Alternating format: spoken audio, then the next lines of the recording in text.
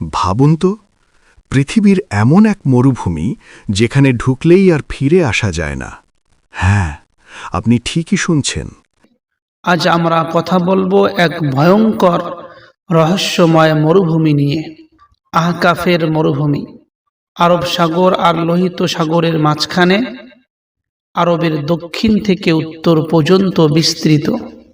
Oman, হাজরামৌত, Bahrain থেকে পশ্চিম ইয়ামান পর্যন্ত এক বিশাল নিঃসঙ্গ মৃত্যুর মতো নীরব মরুভূমি। এই মরুভূমির নাম সাহারায়ে আহকাফ, যাকে বলা হয় রুবউল খালি, অর্থাৎ পৃথিবীর সবচেয়ে ফাঁকা মরুভূমি। কিন্তু প্রশ্ন হলো, এই মরুভূমি এত ভয়ঙ্কর কেন? কারণ এখানে আছে হাজার হাজার ফুট উঁচু বালির পাহাড়, এতটাই নরম আর গভীর যে আপনি যদি কিছু ছুঁড়ে দেন, মুহূর্তেই তা বালির নিচে হারিয়ে যাবে। আর আশ্চর্যের ব্যাপার হলো, বালির উপর সামান্য নড়াচড়াও দেখা যাবে না। ভাবতেই কেমন শিউরে উঠছেন, তাই না? এমন ভয়ঙ্কর জায়গায় পা রাখার কথাও কেউ ভাবতে পারে না। স্থানীয় বেদুইন থেকে শুরু করে দুঃসাহসী অভিযাত্রীরাও এই মরুভূমির কাছেও যেতে চায় না, কারণ এটা যেন এক মৃত্যুর উপত্যকা। কিন্তু এখানেই রয়েছে সবচেয়ে বড় রহস্য। প্রিয় দর্শক, আপনি কি জানেন এই ভয়ঙ্কর মরুভূমি এক সময় ছিল পৃথিবীর সবচেয়ে সবুজ, সবচেয়ে সুন্দর ভূমি? হ্যাঁ, অবাক হলেও এটাই সত্য। এখানে ছিল বিশাল ফলের বাগান, ঠান্ডা পানির ঝর্ণা, প্রবাহমান জলধারা আর আকাশ ছোঁয়া অট্টালিকা। আর এখানে বাস করত এক শক্তিশালী সম্প্রদায়, কওমে আদ। এরা ছিল পৃথিবীর সবচেয়ে শক্তিশালী, সবচেয়ে লম্বা আর সবচেয়ে প্রভাবশালী মানুষ। এতটাই শক্তিশালী যে আল্লাহ তাআলা পবিত্র কোরআনে বলেছেন, এদের মতো আর কোনো জাতি সৃষ্টি করা হয়নি।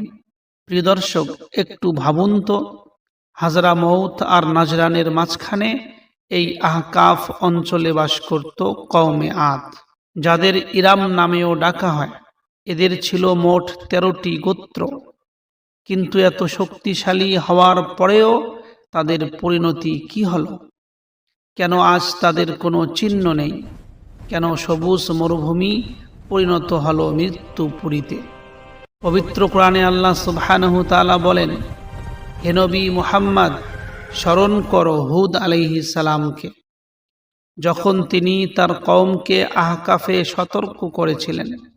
হ্যাঁ, এই জাতির কাছে প্রেরিত হয়েছিল নবী হুদ আলাইহিস সালাম।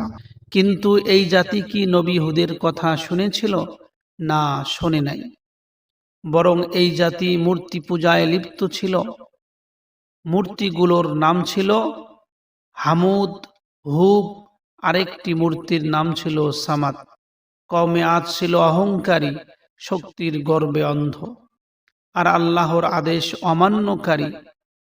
প্রিয় দর্শক, একটু ভেবে দেখুন, যে সম্প্রদায় এত শক্তিশালী ছিল, তাদের সাথে আল্লাহ তাআলা কি করেছিলেন। সেই ভয়ঙ্কর ঘটনা, সেই ধ্বংসের কাহিনী এবং কওমে আদের শেষ পরিণতি জানতে হলে ভিডিওটি শেষ পর্যন্ত দেখুন। এই কাহিনী শুধু ইতিহাস নয়, আমাদের জন্য এক বড় শিক্ষা। প্রিয় দর্শক, একটা প্রশ্ন থেকেই যায়, এত শক্তিশালী, এত ধনী, এত উন্নত একটি জাতি হঠাৎ করে কেন ধ্বংসের দিকে এগিয়ে গেল? সত্যটা হলো, শক্তি আর সম্পদের নেশায় তারা ভুলে গিয়েছিল তাদের সৃষ্টিকর্তাকে। প্রিয় দর্শক, নূহ আলাইহিস সালামের ভয়ঙ্কর প্লাবনের পর পৃথিবীতে আবারও মানুষ ছড়িয়ে পড়ল। আর সেই সময়েই কওমে আদ প্রথম এমন একটি সম্প্রদায় যারা আবার কুফর আর শিরকের অন্ধকারে ডুবে গেল। তারা পাথরের মূর্তি বানাতো আর সেই মূর্তিকেই খোদা বলে মানত। ভেবে দেখুন তো, নিজের বানানো জিনিসকেই সিজদা করছে মানুষ। হায় আফসোস! কওমে আদের ছিল প্রচুর ধন সম্পদ, বিশাল অট্টালিকা, বিলাসবহুল জীবন। কিন্তু ভিতরে ভিতরে তারা ধ্বংস হয়ে যাচ্ছিল, কারণ তাদের মধ্যে ছড়িয়ে পড়েছিল অজ্ঞতা, মিথ্যা, অশ্লীলতা, অন্যায় ও ভ্রান্ত বিশ্বাস। এভাবেই তারা ডুবে যাচ্ছিল এক অন্ধকার গহ্বরে। আর ঠিক তখনই আল্লাহ সুবহানাহু তাআলা তাদের জন্য পাঠালেন এক সতর্ককারী। হ্যাঁ, তাদের মধ্য থেকেই নির্বাচিত হলেন নবী হুদ আলাইহিস সালাম। প্রিয় দর্শক, এবার কল্পনা করুন, একজন সত্যবাদী মানুষ নিজের জাতির সামনে দাঁড়িয়ে বলছেন, হে আমার সম্প্রদায়, শুধু আল্লাহর ইবাদত করো, তিনি ছাড়া তোমাদের কোনো উপাস্য নেই। তোমরা কি ভয় করো না? কিন্তু কওমে আদ কি এই কথা গ্রহণ করেছিলেন? না প্রিয় দর্শক, কওমে আদ হযরতে হুদ আলাইহিস সালামের এই কথা গ্রহণ করেননি। কওমে আদের নেতারা, যারা কুফরে ডুবেছিল, তারা বলল, আমরা তো তোমাকে হে হুদ বোকা মনে করি, আর তুমি একজন মিথ্যাবাদী। প্রিয় দর্শক, একটু ভেবে দেখুন, একজন নবীকে বোকা বলা হয়েছে। হুদ আলাইহিস সালাম শান্তভাবে উত্তর দিলেন, হে আমার সম্প্রদায়, আমার মধ্যে কোনো বোকামি নেই। আমি তো বিশ্বজগতের প্রতিপালকের পক্ষ থেকে প্রেরিত একজন রসূল। আমি তোমাদের কাছে আল্লাহর বার্তা পৌঁছে দিচ্ছি, আর আমি তোমাদের একজন বিশ্বস্ত শুভাকাঙ্ক্ষী। তারপর হুদ আলাইহিস সালাম তাদের স্মরণ করিয়ে দিলেন, তোমরা কি ভুলে গেছো, নূহ আলাইহিস সালামের পর আল্লাহ তোমাদেরকে নেতৃত্ব দিয়েছেন, তোমাদের দেহ গঠন, শক্তি সবকিছু বাড়িয়ে দিয়েছেন। তাই আল্লাহর নিয়ামতগুলো স্মরণ করো, যাতে তোমরা সফল হতে পারো। কিন্তু কওমে আদের অহংকার এতটাই বেড়ে গিয়েছিল যে তারা বলে উঠল, হে হুদ, তুমি কি এসেছো আমাদের বলতে যে আমরা শুধু এক আল্লাহর ইবাদত করি আর আমাদের বাপ দাদাদের উপাস্যদের ছেড়ে দেব? যদি তুমি সত্যিবাদী হও, তাহলে যে শাস্তির ভয় তুমি দেখাচ্ছ তাহা আমাদের উপর এনে দাও। এটাই ছিল কওমে আদের সবচেয়ে বড় ভুল। হুদ আলাইহিস সালাম কওমে আদের এই কথা শুনে বললেন, তোমাদের উপর তোমাদের প্রতিপালকের পক্ষ থেকে শাস্তি ও ক্রোধ নির্ধারিত হয়ে গেছে। তোমরা কি এমন নাম নিয়ে তর্ক করছো যা তোমরা আর তোমাদের পূর্বপুরুষরা নিজেরাই সৃষ্টি করিয়েছে, যার কোনো প্রমাণ আল্লাহ তাআলা নাজিল করেননি? তাহলে হে আমার সম্প্রদায়, অপেক্ষা করো, আমিও তোমাদের সাথে আল্লাহর আযাবের অপেক্ষা করছি। প্রিয় দর্শক, এখন ভাবুন, একটি সম্প্রদায় নিজেদের ধ্বংস নিজেরাই ডেকে আনছে। তারপর কি হয়েছিল? কি সেই ভয়ঙ্কর শাস্তি যা এই শক্তিশালী জাতিকে মাটির সাথে মিশিয়ে দিয়েছিল। প্রিয় দর্শক, এই শাস্তি থেকে কিভাবে বেঁচে গেলেন হুদ আলাইহিস সালাম এবং তার অনুসারীরা? অহংকার যখন সীমা ছাড়িয়ে যায়, তখন তাদের ধ্বংস অনিবার্য হয়ে যায়। প্রিয় দর্শক, এখানে একটা গুরুত্বপূর্ণ প্রশ্ন, এত উপদেশ, এত সতর্ক বার্তা, তারপরেও কেন তারা বদলালো না? নবী হুদ আলাইহিসসালাম থেমে যাননি। দিনের পর দিন, মাসের পর মাস, এমনকি বছরের পর বছর হুদ আলাইহিসসালাম তার জাতিকে বুঝিয়েছেন। কখনো হুদ আলাইহিস সালাম বলতেন, আল্লাহর দেওয়া নিয়ামতগুলো স্মরণ করো, আবার কখনো ভয় দেখাতেন, আল্লাহর আযাব খুবই ভয়ঙ্কর। কিন্তু হুদ আলাইহিস সালামের সম্প্রদায় হুদ আলাইহিস সালামের কথা শোনেননি।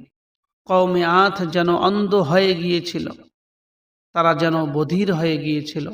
প্রিয় দর্শক, ইতিহাস বলে নবী হুদ আলাইহিস সালাম প্রায় 50 বছর অথবা তারও বেশি সময় নিজ সম্প্রদায়কে উপদেশ দিয়েছেন। একটু ভেবে দেখুন, একজন মানুষ 50 বছর ধরে সত্যের দাওয়াত দিচ্ছেন আর তার সম্প্রদায় তাকে ফিরিয়ে দিচ্ছে। প্রিয় দর্শক, কওমে আদের ছিল 13টি গোত্র, কিন্তু এর মধ্যে 2টি গোত্র ছিল সবচেয়ে শক্তিশালী। একটির নাম হইল লুকমান গোত্র, অপরটির নাম হইল খালজান গোত্র। লুকমান গোত্র তারা ছিল অত্যন্ত শক্তিশালী, আর শাসন ক্ষমতা তাদের হাতেই ছিল। যখন নবী হুদ আলাইহিস সালাম তাদের বললেন, এক আল্লাহর ইবাদত করো, তখন তারা তীব্র বিরোধিতা শুরু করলেন। তারা নবীর শত্রু হয়ে গেল। অন্যদিকে খালজান গোত্র, তারা একটু ভিন্ন ছিল। তারা থেমে চিন্তা করতে লাগলো। তারা ভাবল, হয়তো এই কথার মধ্যে সত্য আছে। আর ফলাফল, তাদের অনেকেই নবী হুদ আলাইহিস সালামের কথা মেনে নিল। তারা ঈমান গ্রহণ করল।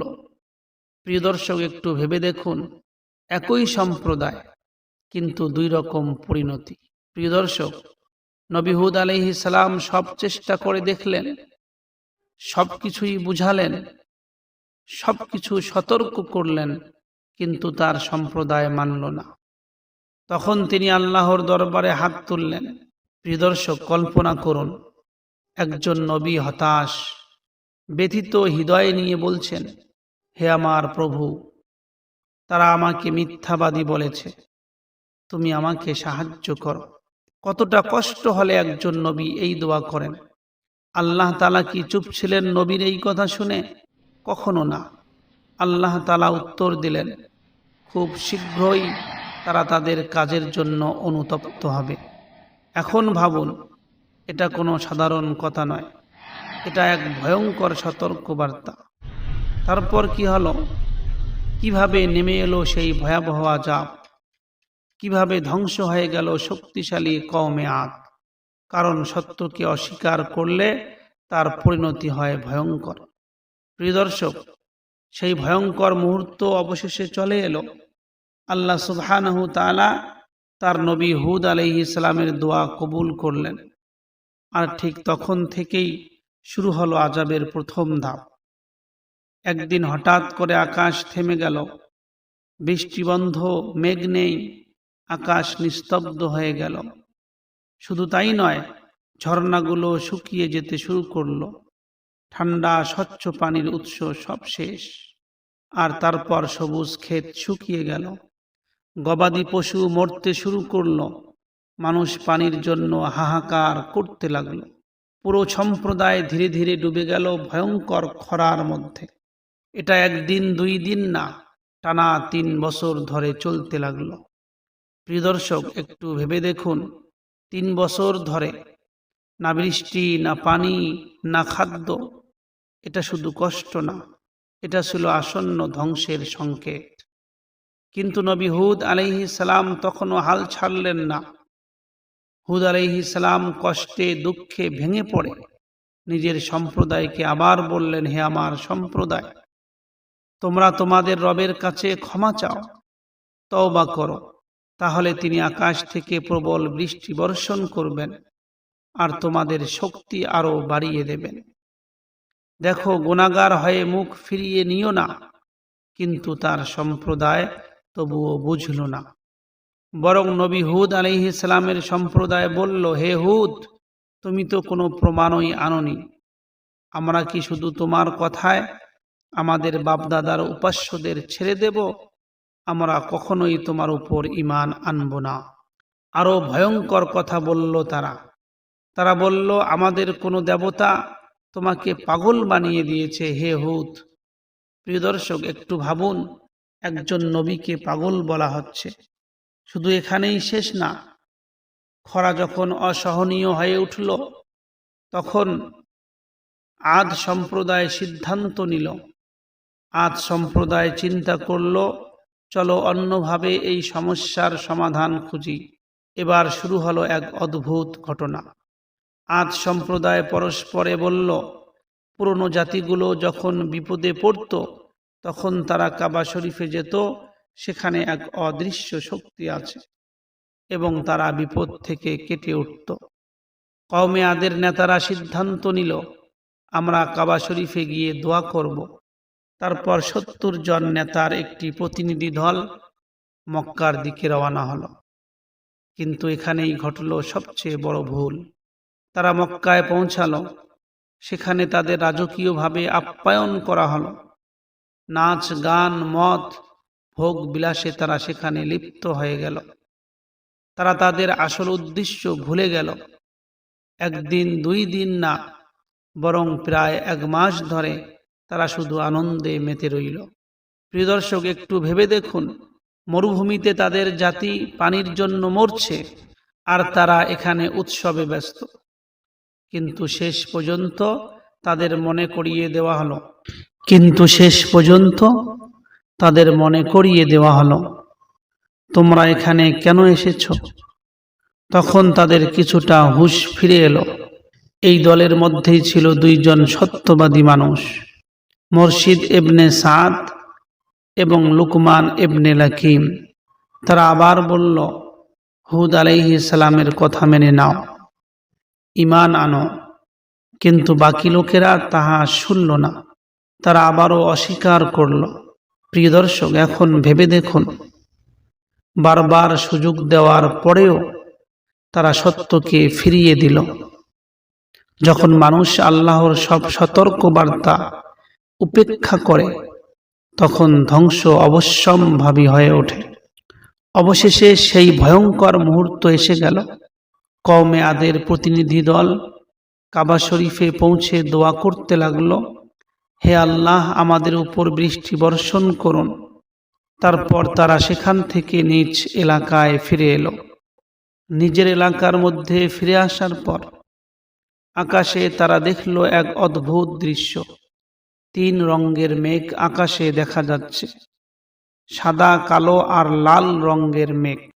আর তারপর আকাশ থেকে ভেসে এলো এক রহস্যময় আহ্বান, তোমরা তোমাদের জন্য এই 3টি মেঘের মধ্যে থেকে একটিকে বেছে নাও। প্রিয় দর্শক, একটু ভেবে দেখুন, একটা সিদ্ধান্ত যা পুরো জাতির ভাগ্য নির্ধারণ করবে। তখন তারা চিন্তা করল, তারপর বেছে নিল কালো মেঘকে। কারণ তারা ভেবেছিল কালো মেঘ মানেই বেশি বৃষ্টি হবে। কিন্তু তারা জানতো না, এটাই তাদের ধ্বংসের শুরু। সাদা আর লাল মেঘ অদৃশ্য হয়ে গেল, আর কালো মেঘ ধীরে ধীরে আকাশ ঢেকে ফেলল। পুরো সম্প্রদায় খুশিতে মেতে উঠল, বৃষ্টি আসছে, আমাদের দুর্ভিক্ষ শেষ হবে। কিন্তু একজন মানুষ সব বুঝে গিয়েছিল। তিনি হলেন নবী হুদ আলাইহিস সালাম। তিনি চিৎকার করে বললেন, হে আমার সম্প্রদায়, এটা বৃষ্টি না, এটা আল্লাহর আযাব। আর কোরআনের ভাষায়, এটা সেই জিনিস যা তোমরা তাড়াতাড়ি চেয়েছিলে। এটা এক ভয়ঙ্কর ঝড়, যার মধ্যে আছে যন্ত্রণাদায়ক শাস্তি। এখন ভেবে দেখুন, যাকে তারা রহমত ভেবেছিল সেটাই হয়ে গেল আযাব।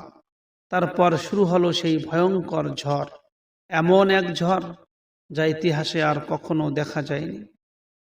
টানা 7 রাত 8 দিন এই ঝড় চলতে থাকলো। কল্পনা করুন, মানুষ উড়ে যাচ্ছে আকাশে, পশু সম্পদ সব ছিন্ন ভিন্ন হয়ে যাচ্ছে, ঘরবাড়ি প্রাসাদ মাটির সাথে মিশে যাচ্ছে। হাদিসের মধ্যে এসেছে, এই ঝড় মানুষকে তুলে আকাশ আর জমিনের মাঝখানে ছুঁড়ে ফেলত।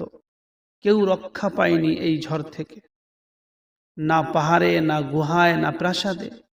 পুরো সম্প্রদায় নিশ্চিহ্ন হয়ে গেল। কিন্তু আল্লাহ কি তার নবীকে এই ঝড়ের মধ্যে ছেড়ে দিয়েছিলেন? না, কখনোই না।